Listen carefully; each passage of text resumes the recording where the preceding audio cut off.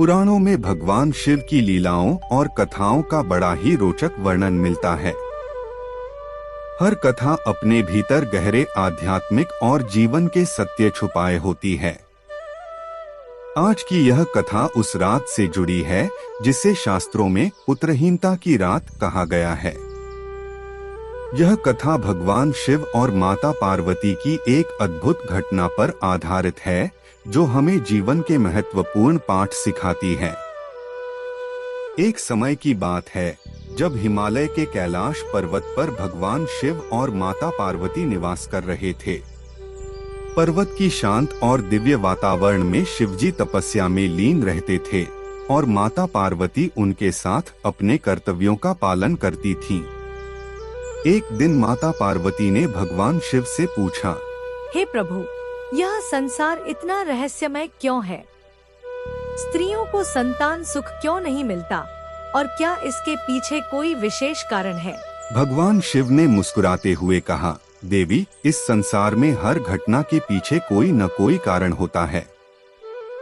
आज मैं तुम्हें एक ऐसी कथा सुनाऊंगा जो न केवल तुम्हारे प्रश्न का उत्तर देगी बल्कि मनुष्यों के लिए भी एक महत्वपूर्ण शिक्षा होगी।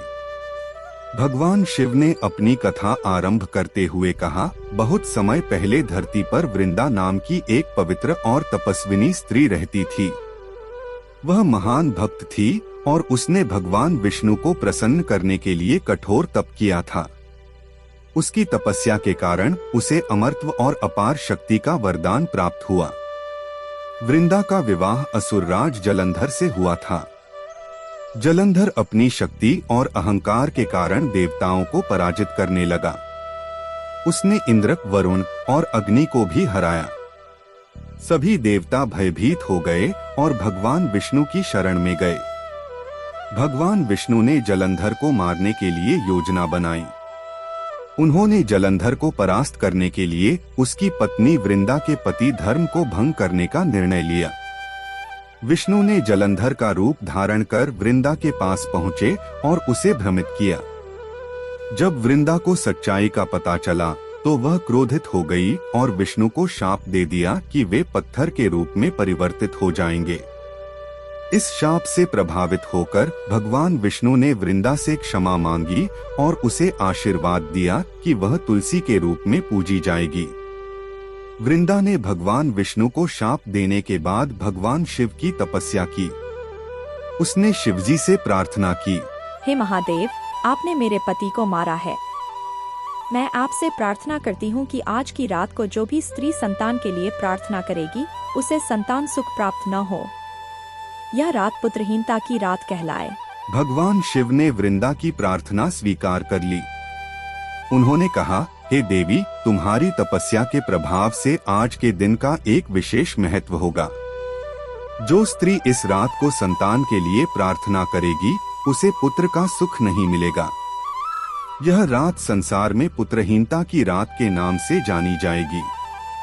माता पार्वती ने इस कथा को सुनने के बाद भगवान शिव से पूछा, प्रभु, यह तो वृंदा के लिए न्याय था, परंतु इस नियम का प्रभाव आज भी क्यों है?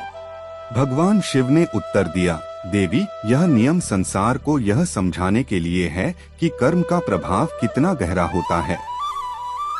यदि मनुष्य किसी का अहित करता है या धर्म का उल्लंघन करता है तो उसे इसका दंड भोगना ही पड़ता है।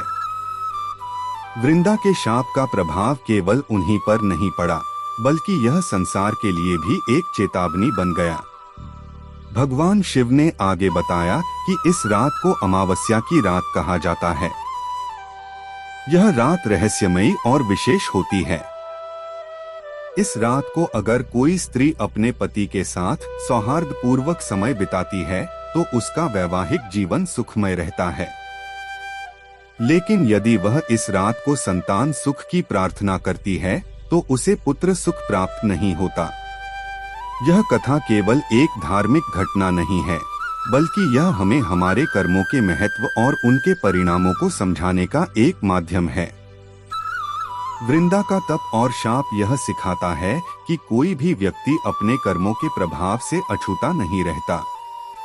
भगवान शिव और पार्वती के संवाद हमें यह सिखाते हैं कि हमें हमेशा धर्म के मार्ग पर चलना चाहिए और दूसरों के प्रति करुणा और सहानुभूति रखनी चाहिए।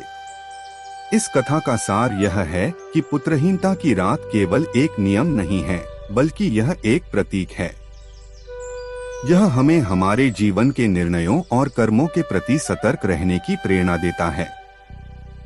भगवान शिव की यह कथा आज भी हमारे जीवन में एक गहरा प्रभाव डालती है और हमें सही दिशा में चलने के लिए प्रेरित करती है। तो मित्रों, इस कथा के माध्यम से हमें यह समझना चाहिए कि हमारा हर कर्म हमारे जीवन को आकार देता है। इसलिए हमें अपने कर्मों में सच्चाई और धर्म को स्थान देना चाहिए। यही भगवान शिव की शिक्षा है।